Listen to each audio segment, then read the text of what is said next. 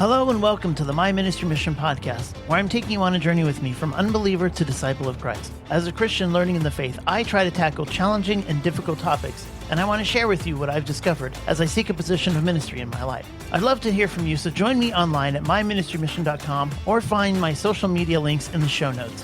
My name is Jason, and this is my mission.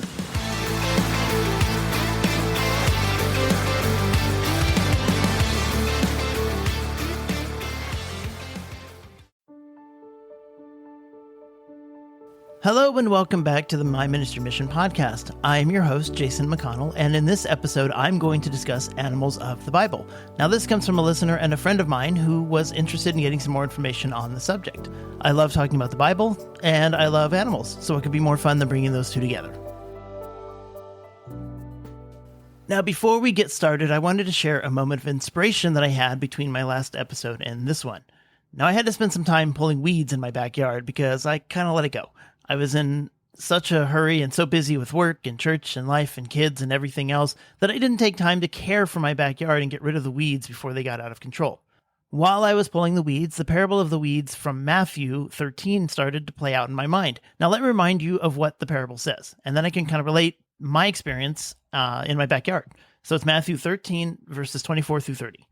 Jesus told them another parable. The kingdom of heaven is like a man who sowed good seed in his field. But while everyone was sleeping, his enemy came and sowed weeds among the wheat and went away. When the wheat sprouted and formed heads, then the weeds also appeared. The owner's servants came to him and said, "Sir, didn't you sow good seed in your field? Where did these weeds come from?" "An enemy did this," he replied. The servant asked him, "Do you want us to go and pull up the weeds?"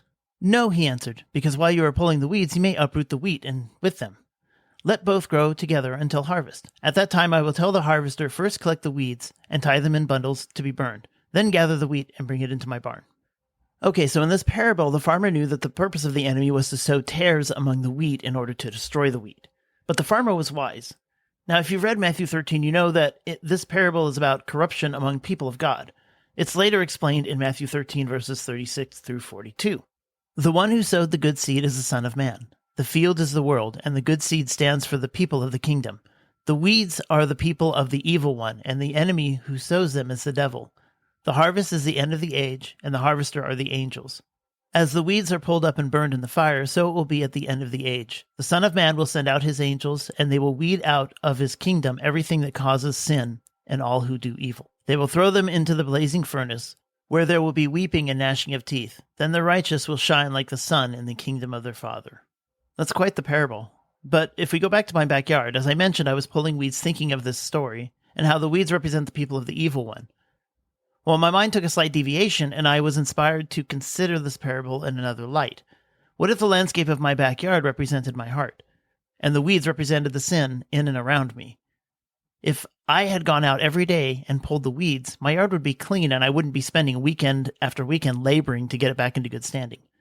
By ignoring my yard maintenance, I allowed the weeds to continue to grow and overtake it, all the good parts of my lawn. You follow me? We have to spend every day maintaining our hearts through the Word. We have to spend time reading our Bible every day. We have to spend time in prayer every day, and we have to be in reverence of our Lord Jesus Christ every day. Because if we don't, the sinful world around us and the sin inside of us will begin to take over our hearts, and we'll have to work much harder to set things right. I wanted to share this with you because it was a source of great inspiration for me. Now, God sent me this reminder to teach me how important it was to guard my heart and to spend every day close to Jesus. All right, now let's talk about animals.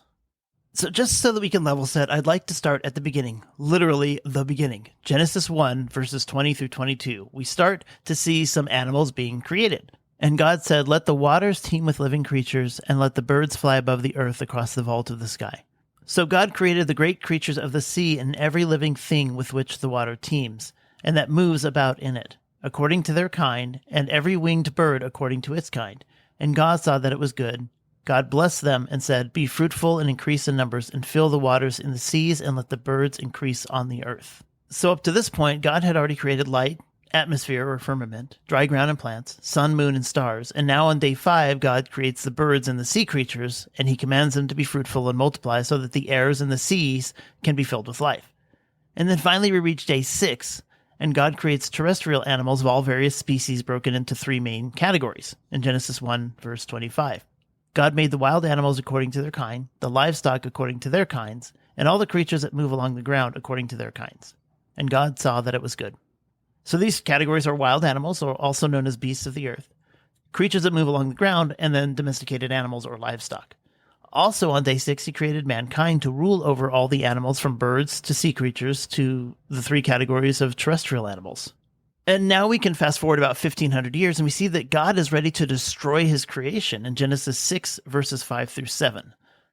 The Lord saw how great the wickedness of human race had become on earth, and that every inclination of thoughts of human's heart was only evil all the time.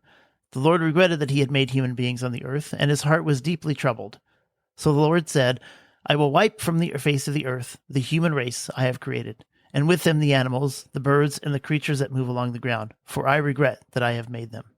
However, Noah manages to find favor with the Lord, and as we know, he's commanded to build an ark and fill it with all the living creatures in Genesis 6, verses 19 and 20. You are to bring into the ark 2 of all living creatures, male and female, to keep them alive with you. 2 of every kind of bird, every kind of animal, and every kind of creature that moves along the ground will come to you to be kept alive. So Noah basically saves mankind and saves the various species of birds and terrestrial animals and whatnot. Everything else was destroyed, including the rest of mankind, and all of the various birds and terrestrial animals that were not on the ark. But what about the sea animals? I presume they were not at risk because they live in the waters, but there doesn't seem to be any specific reference one way or the other. We do know that Noah was not commanded to bring any sea life into the ark. Perhaps God destroyed many of them in his own way. Who knows? But that was always a question I was curious about. I wanted to kick this episode off with a little history of the iteration of animals that were created and destroyed before really diving into the subject. Now I'd like to talk about some of the weird animal stories that you can find in the Bible.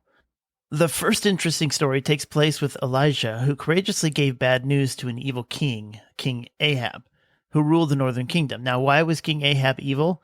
This is explained in 1 Kings 16, verses 30 through 33. Ahab, son of Omri, did more evil in the eyes of the Lord than any of those before him. He not only considered it trivial to commit the sins of Jeroboam, son of Nebat, but he also married Jezebel, daughter of Ethbaal, king of the Sidonians, and began to serve Baal and worship him. He set up an altar for Baal in the temple of Baal that he built in Samaria. Ahab also made an Asherah pole and did more to arouse the anger of the Lord, the God of Israel, than did all the kings of Israel before him. Wow, there's a bit to unpack there. First, let's address his marrying Jezebel, daughter of Ethbaal. Jezebel is a woman who is infamous for her idolatry, cruelty, sorcery, and overall filth. Ethbaal means with Baal. Baal was the god they worshipped instead of the Lord, and this makes God angry. Of course, this drives Ahab to serve Baal and worship him, setting up an altar within the temple that he built in Samaria. The Asherah pole was a tree or pole that was deemed sacred, that stood to honor Asherah, a Canaanite fertility goddess. So we're seeing all sorts of idolatry from Ahab, and this is corrupting the people big time. So basically, Ahab went off the rails with idolatry, so he must be punished, and that was where Elijah comes in. We see 1 Kings 17, verse 1. Now Elijah the Tishbite from Tishbe in Gilead said to Ahab, As the Lord, the God of Israel, lives, whom I serve, there will be neither dew nor rain in the next few years except at my word. Understand that the name Elijah means Yahweh is my God, and the prophet Elijah was a dominant spiritual force in Israel during the dark days of Ahab's complete rejection of God, the people's complete rejection of God, and their worship of Baal. So Elijah prayed to God that it would not rain. See James 5:17. Elijah was essentially the cause of this drought, and he took his warning directly to Ahab. And that took a lot of guts. But this is where the ravens come into play. The animal part starts right now in 1 Kings 17, verses 2 through 4. Then the word of the Lord came to him, saying, Get away from here and turn eastward, and hide by the brook Cherith, which flows into the Jordan. And it will be that you shall drink the water from the brook, and I have commanded the ravens to feed you there. Because of his warning to Ahab, Elijah was in danger, so God tells him to escape to the brook Cherith and hide there.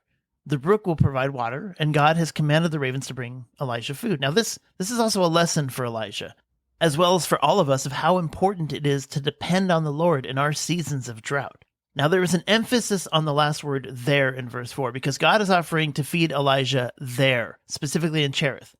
God could have sent the ravens to feed Elisha anywhere, but God wanted him to stay in Cherith.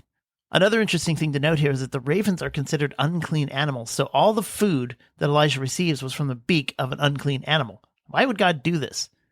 Well, it forced Elijah to set aside his traditional values and emphasize on the spirit of the law versus the letter of the law. Sometimes God will bring us good word through vessels that are spiritually unclean, which teaches us that even things outside of the church can be good things from God.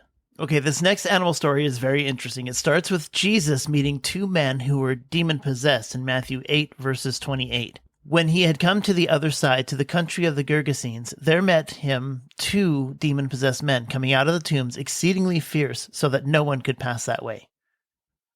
So interesting thing to note here, the other Gospels document this as well, in Mark 5, verse 2, and Luke 8, verse 27. But in their accounts, there was only one man. Now, the thought here is that one man was far worse than the other, having many demons possessing him. But that being said, these two men were considered unclean because of their contact with the dead, and their behavior was fierce and uncontrollable. And these demons drove these men to live among the tombs, probably because demons love death, and it kept these men unclean and offensive to the Jewish people.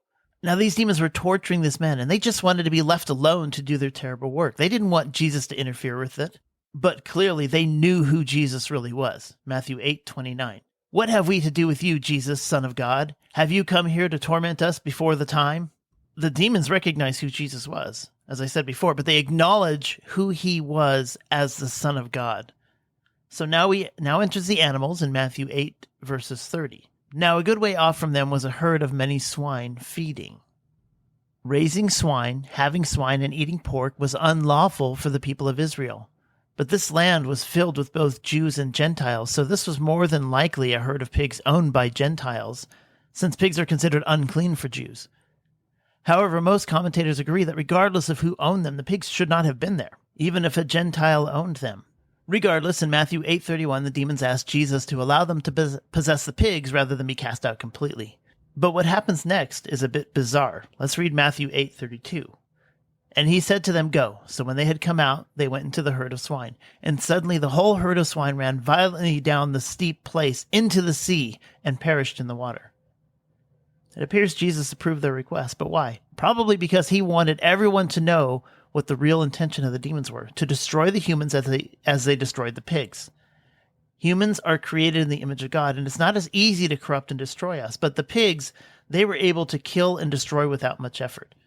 Perhaps Jesus also wanted to show others that he truly did send the demons out of the people and into pigs to prove that they had been cast out of the men. After that, things get even more perplexing. Matthew 8, verses 33 and 34.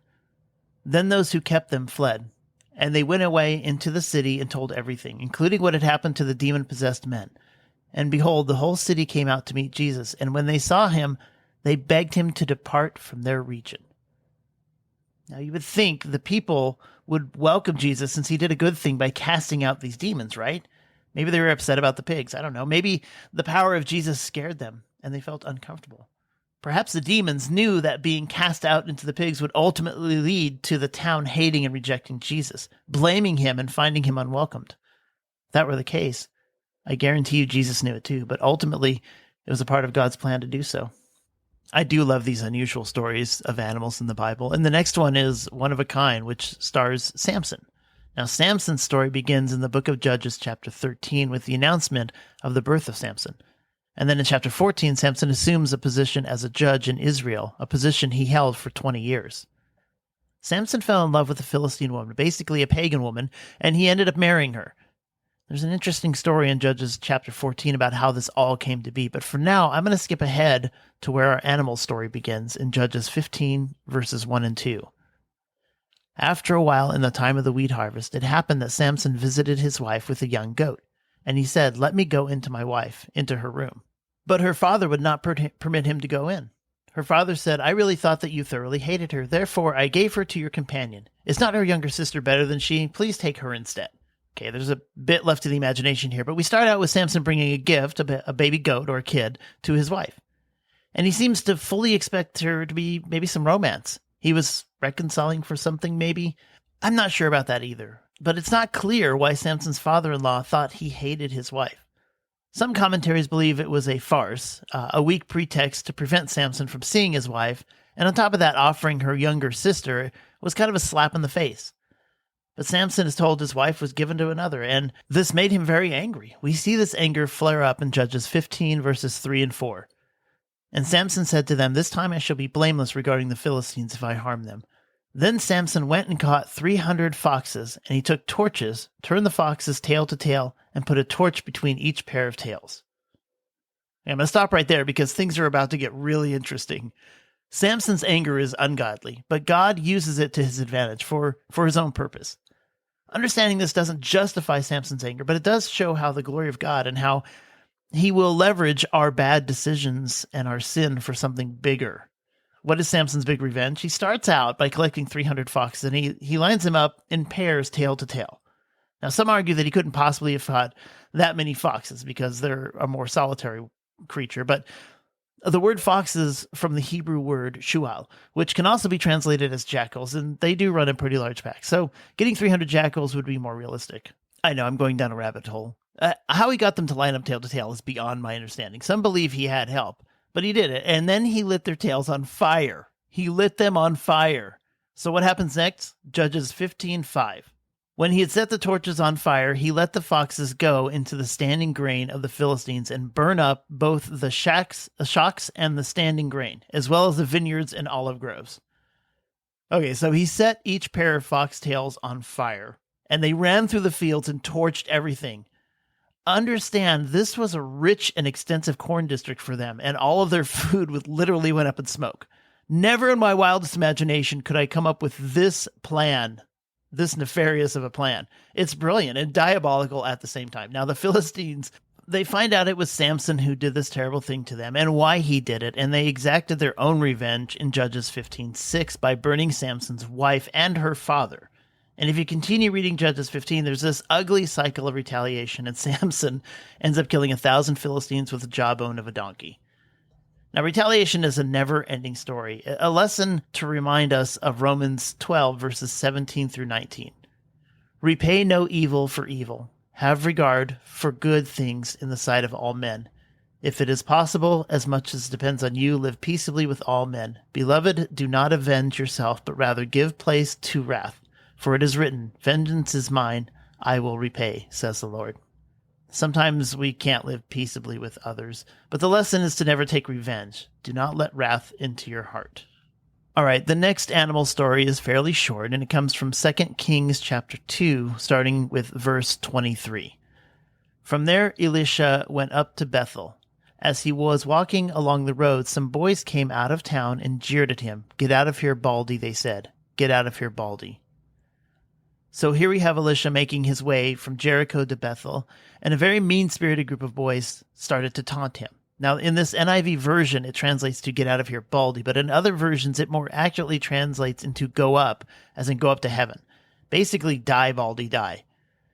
Now, circling back to the boys, in the King James Version, these boys are described as little children. In the New King James Version, they're described as youth. Now, understand there are two Hebrew words in use here. The first is katan, which can be translated as young, but it can also mean small, insignificant, as well as unimportant. The other word is ne'er, which can mean boy or lad, but it can also just represent a youth or even a servant. So these aren't really necessarily little kids. It could be teenage boys or even early adolescents. In fact, in Genesis 41:12, ne'er was used to describe Joseph when he was 39 years old. It's also used in 1 Kings 3, verse 7, where Solomon describes himself as a child, but he's 20 years old at the time. So why am I explaining this? Because what comes next is a bit harsh, and I didn't want you to think that these were small children, and it's more likely that they were young men. So what does come next? Let's find out in 2 Kings 2, verse 24. He turned around, looked at them, and called down a curse on them in the name of the Lord. Then 2 bears came out of the woods and mauled 42 of the boys.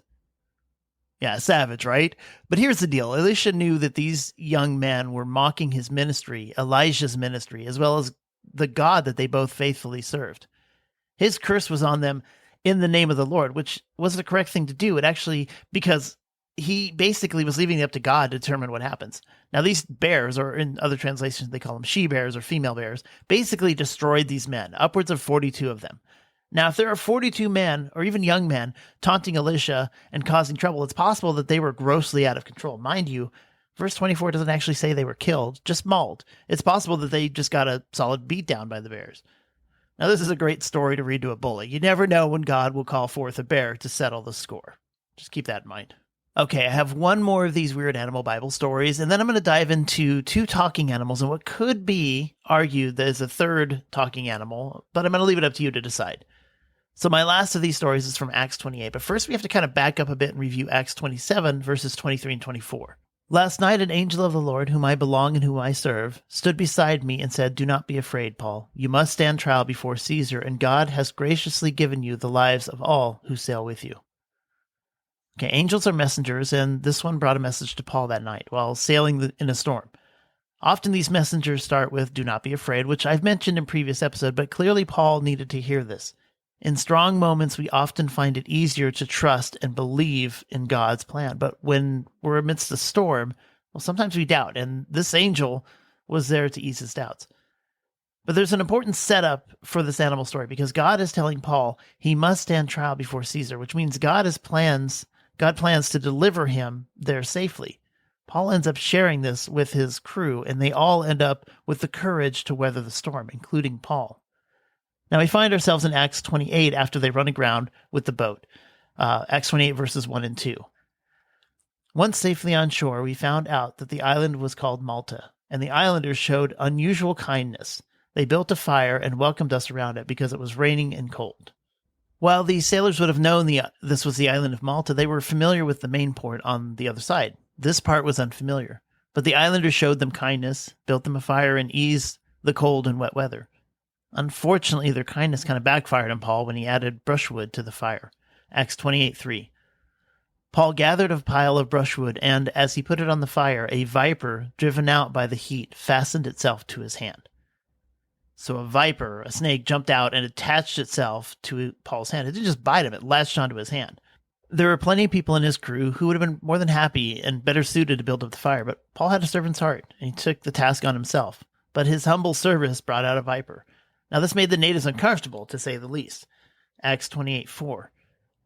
When the islanders saw the snake hanging from his hand, they said to each other, "This must be a murderer, for though he escaped from the sea, the goddess Justice has not allowed him to live." So these Malta natives knew that Paul was a prisoner, but at this point they were convinced that he had done something truly terrible, and the Greek goddess of justice, Dike, was punishing Paul.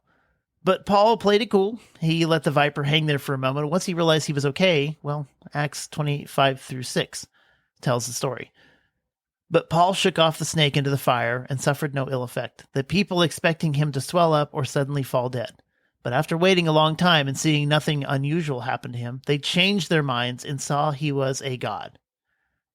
So Paul didn't die from the venom, which was no surprise. Paul was promised he would be delivered to Caesar, and God didn't save him from the storm just to let him die from the snake bite. But this again changed the minds of the natives. Now they thought Paul was a god. This is human nature. Paul was neither a dangerous criminal nor was he a god. It's a reminder to be careful and be aware of what others think of us, either for good or for bad. We must make sure that they know we are faithful servants of God, nothing more and nothing less.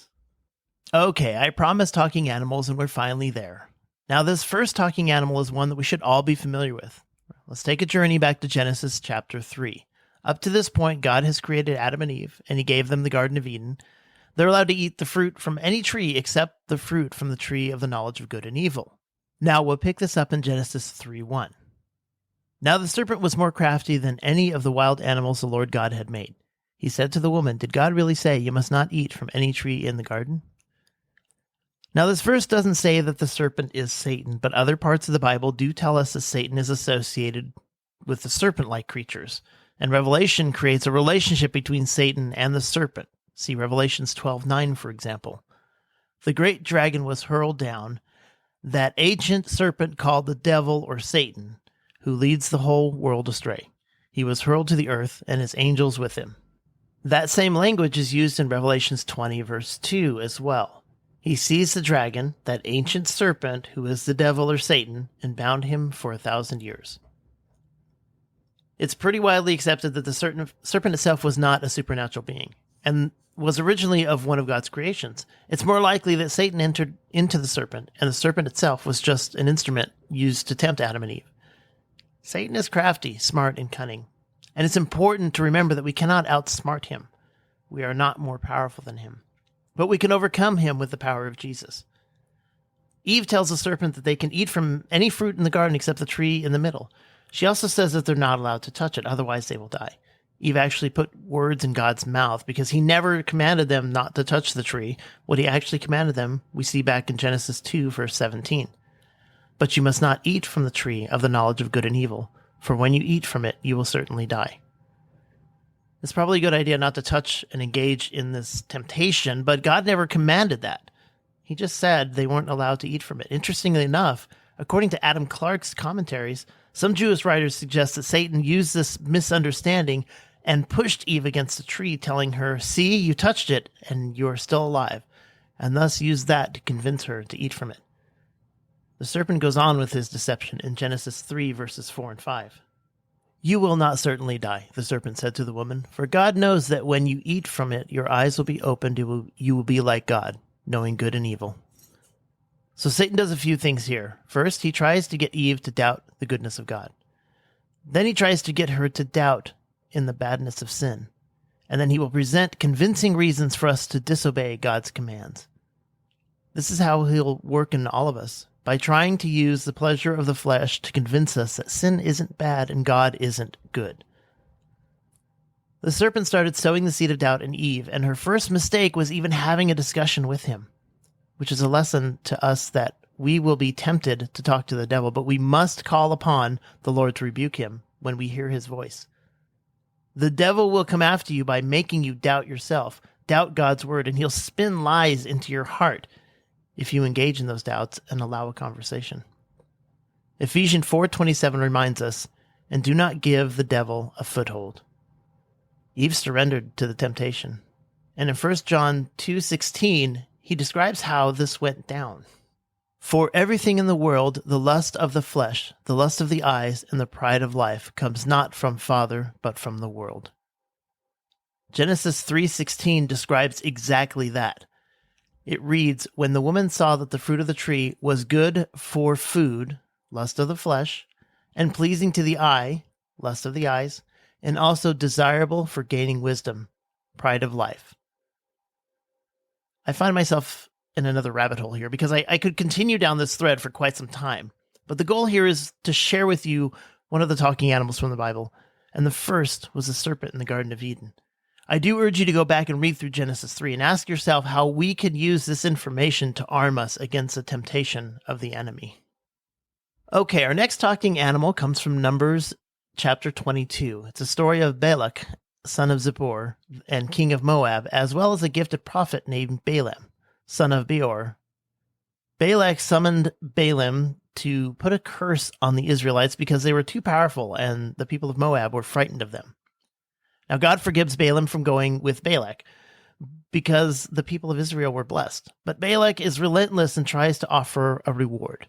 Balaam tells him in Numbers 22:18, "Even if Balak gives me all the silver and gold in his palace, I could not do anything great or small to go beyond the command of the Lord my God." But Balaam continues to entertain their sin and spent another night there seeking God again. And God changes his mind, it seems like, and tells Balaam in Numbers 22:20, "Since these men have come to summon you, go with them, but do only what I tell you."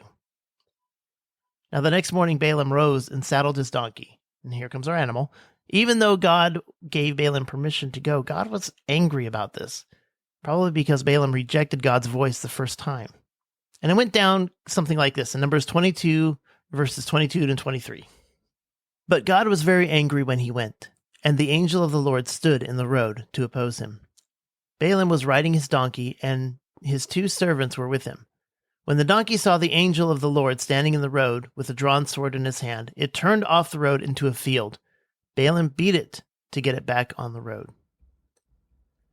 So Balaam did not see the angel holding a sword, but the donkey did. At this point, the donkey was more spiritually aware than the prophet, probably because Balaam had a disobedient heart. The donkey turned to avoid the angel, and Balaam beat the donkey to make him get back onto the road. And this happens 2 more times in Numbers 22, verses 24 and 25. "Then the angel of the Lord stood in a narrow path through the vineyards with walls on both sides. When the donkey saw the angel of the Lord, it pressed close to the wall, crushing Balaam's foot against it. So he beat the donkey again. And then Numbers 22, verses 26 and 27, it reads, Then the angel of the Lord moved on ahead and stood in a narrow place where there was no room to turn, either to the right or to the left. When the donkey saw the angel of the Lord, it laid down under Balaam, and he was angry and beat it with his staff. All right, Balaam might have considered that this journey was not of God, because he continued to have difficulties, but instead he took the donkey's resistance as an attack and beat the donkey. I think perhaps we've all been in this situation where we interpret the circumstances around us incorrectly, when we should stop and consider what God is trying to tell us. Maybe spend some time in prayer and listen carefully for an answer. But here's where our beast of burden gains a voice. Numbers 22, verses 28 through 30. Then the Lord opened the donkey's mouth, and it said to Balaam, What have I done to you to make you beat me these 3 times? Balaam answered the donkey, You have made a fool of me. If only I had a sword in my hand, I would kill you right now. The donkey said to Balaam, Am I not your donkey, which you have always ridden to this day? Have I been in the habit of doing this to you? No, he said. So God gave the donkey the ability to speak, and she rebuked the prophet for his ungodly punishment.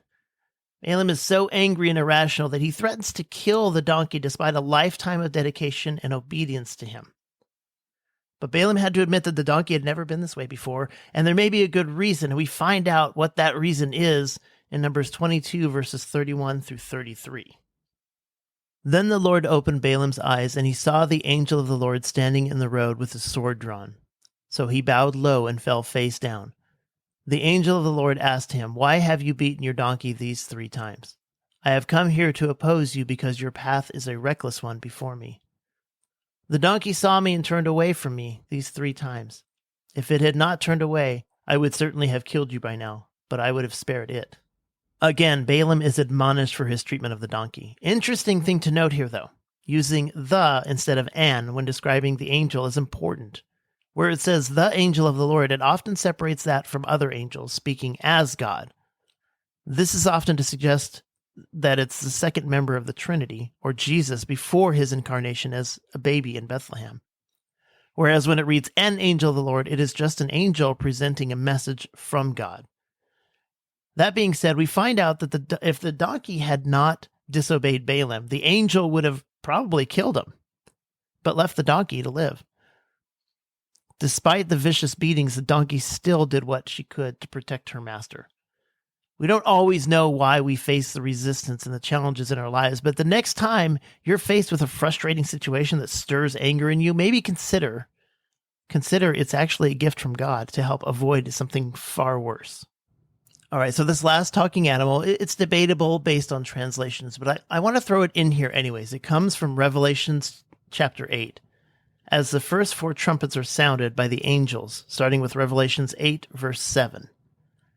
The first angel sounded his trumpet, and there came hail of fire mixed with blood, and it was hurled down on the earth. 1/3 of the earth was burned up, 1/3 of the trees were burned up, and all the green grass was burned up.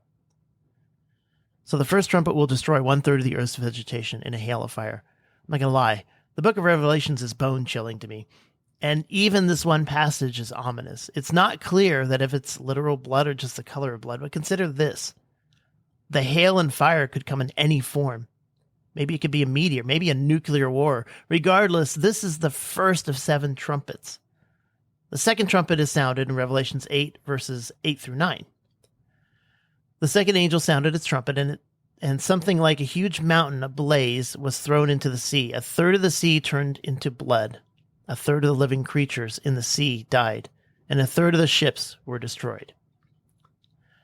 Again, is this a meteor falling from the sea, creating an ecological disaster? It's not like scientists haven't suggested this type of extinction level event has happened before. Imagine losing 1/3 of the world's vegetation and 1/3 of the world's marine life. What kind of problems would that cause? And that was trumpet number 2. Trumpet number 3 is described in Revelations 8, verses 10 and 11. The third angel sounded his trumpet, and a great star, blazing like a torch, fell from the sky on 1/3 of the rivers and on spring of waters. The name of the star was Wormwood. 1/3 of the waters turned bitter, and many people died from the waters that had become bitter. Again, we have something that reminds us of a meteor falling from the sky, destroying a third of our freshwater supply, turning it bitter, which could be described as maybe becoming toxic because many people die from it. Now, wormwood is a very bitter substance, and it is a symbol of bitterness and sadness. Is it possible one meteor or one nuclear explosion could cause all three at the same time? Perhaps.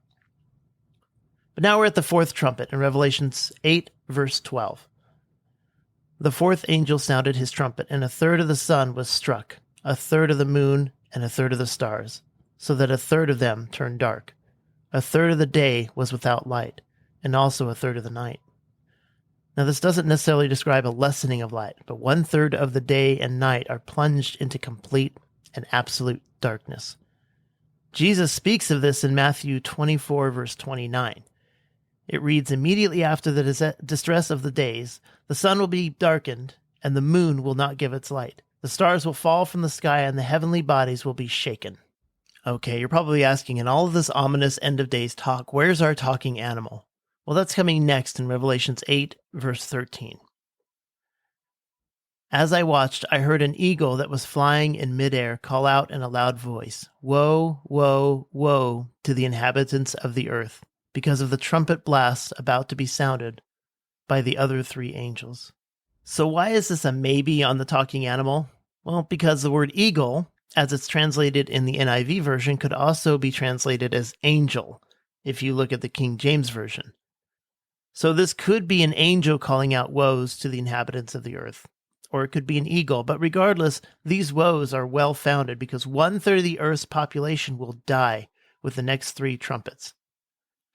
God's judgment will be firm and fierce. It's no joke, but not without its mercy. He goes after the standard means of our livelihood, food and water, and many of our comforts, such as light and regular day and night rhythms. But these first four trumpets also show the mercy of God's judgment because they are only 1/3. God spares more than he punishes. Consider that for a moment. All right, thank you for joining me again. I know this episode was a bit longer than usual and ended on somewhat of a low, but take comfort in knowing that if we are faithful to God and we follow Jesus, we'll be saved in the end. I hope you've enjoyed this fun episode. It's special thanks to my awesome friend for making this suggestion and sending me down a few rabbit holes. With Easter coming and going, I started to wonder more about who Nicodemus was. So if you're a fan of The Chosen, it's kind of interesting to see how his character is portrayed in there. But I'm curious what history really remembers about this man. So hopefully you can join me in 2 weeks as I try to tackle this topic. Also remember that we are a few weeks away from Pentecost, so I hope to dive into that subject as well. I hope you have a blessed couple of weeks, and I can't wait till we do this again. God bless.